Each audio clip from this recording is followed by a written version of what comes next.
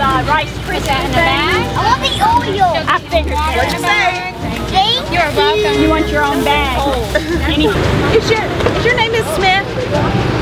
Were you at the overflow shelter at the Central Florida University? I thought I recognized you. How are you and your daughter? All right. You doing okay? Yeah. All right. Did you get a hot meal yet, Miss Smith? Okay.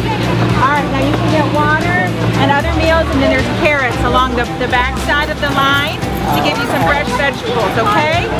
There's some cars. Carrots under the line. You got a what? So Jaden, you helping Mom carry some water? I would, but it's super heavy.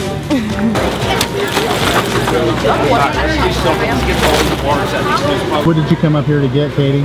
The water and some hot food. My grandson is type 1 diabetic and my husband's a heart patient and he's been without power.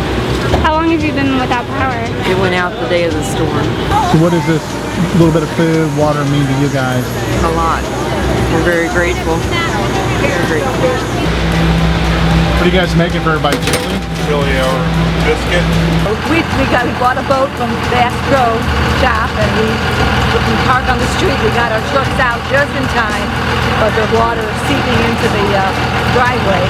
And we take a boat from the street to our house, which is about 1,000 feet, and then we get into the house, which is not flooded.